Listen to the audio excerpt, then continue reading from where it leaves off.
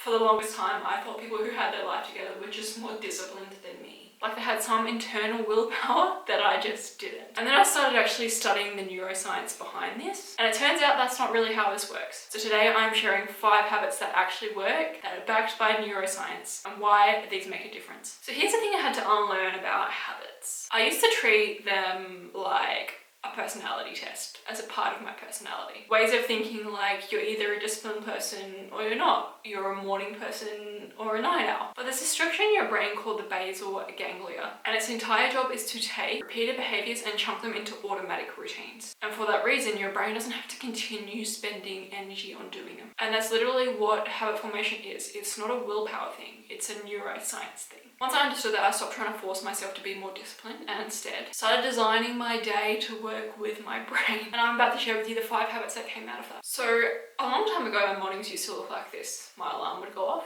I'd hit snooze, I'd lay in bed for maybe another 20 minutes, I'd jump onto Instagram, look at all my email notifications, and that's safe to say that felt like a pretty good start to the morning. Then I started learning about this thing called the cortisol awakening response. In the first 30 to 60 minutes after you wake, your cortisol actually starts to spike. And that's not necessarily because you're stressed, more in a way that you're now awake and alert and ready for the day. And a way to take advantage of this is looking at it in the way that our brain is giving us this free opportunity, this free energy boost to be alert and be productive for that first 30 to 60 minutes. When we look back at my previous morning routine of me waking up, hitting snooze, scrolling on my phone, I was using that prime brain time for useless, meaningless things like scrolling. Now I use that window to set one intention. I review what actually matters for the day, and I get my brain pointing on the right decision before I even get my day started. Whether you're a 5 a.m. person or not, it doesn't matter.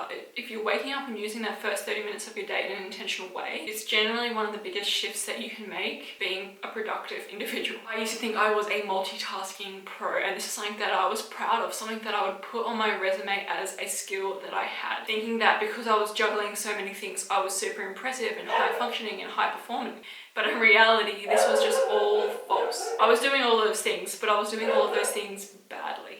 Your prefrontal cortex, which is the part of your brain that does all the logical thinking and decision making, can only actually hold attention for one task at a time. So what we're calling multitasking is actually just task switching. And every switch costs you something. Researchers have found that it can eat up to 40% of your productive time. So now instead I work in single time blocks. One window open, one thing I'm working on. Everything else is closed or silent. And this isn't a productivity hack. This is just working with the way our brain is wired. This next one is something that I wish people told me sooner, or that I learned sooner than I did, because it gives you so much relief. Your brain actually runs on what we call ultradian rhythms in 45 to 90 minute cycles. And these cycles are the times where you are your most high performing, and then after that time, your performance or productivity dips. That foggy, can't concentrate in the afternoon feeling is an example of you dipping in that cycle. And that's not you being lazy or unfocused or uncommitted or undisciplined. It's just our biology saying it's time for a reset. I used to push through this every single time. More coffee, more effort, more time, and I was basically borrowing time. Instead, now I build recovery into my days. Every 90 minutes, I'll take a 10-minute break, whether that's a walk, a bathroom break, a drink of water, some deep breathing, something to allow myself that reset. And that's not me slacking, that's me protecting my next work block and being more productive. Let's be honest, we've all made some terrible decisions when we've been under a lot of stress. A decision that a calm, well-rested version of you definitely wouldn't have made. And there is a really good neurological reason for that. When you're a amygdala, your brain's threat detection system gets activated, it literally reduces the blood flow to the prefrontal cortex, which is the part of our brain that is able to make those decisions.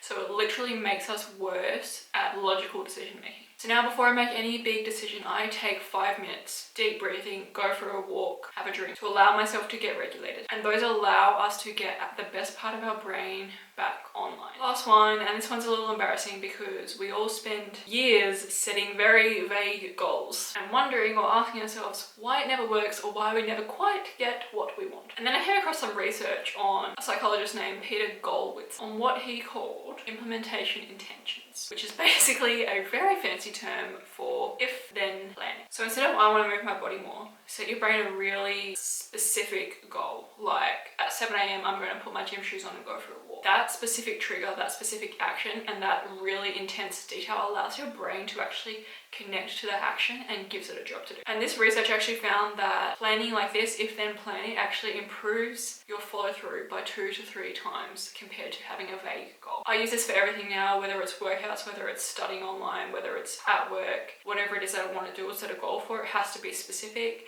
And there's a really generic framework you can use for that. You've probably seen it all over the internet, setting a SMART goal essentially. So if you are not sure or you're interested in learning a little bit more, hit the link in the description. I've got a 1-page downloadable with a summary of today's video, and it goes over all of the 5 tips I've talked about and allows you to actually see in more detail the daily actions you can take in order to be a higher performing, more productive person in your day-to-day life. So when I look back on all 5 of these, the morning window, single tasking, strategic recovery, emotional regulation, and implementation intentions, the common trend is not discipline, it is design. Life by design. I stopped trying to force myself to perform and instead design my day around performance. And don't get me wrong, I am not perfect at any of these, but I work on them consistently in order to improve. I have seen how easy it is when you work with your brain instead of against it. If this has resonated with you, please give this video a like and subscribe to my channel. I would greatly appreciate that. And it helps more people like you find my content. Like I said, I've put together a 1-page cheat sheet on all of what I've talked about today, so please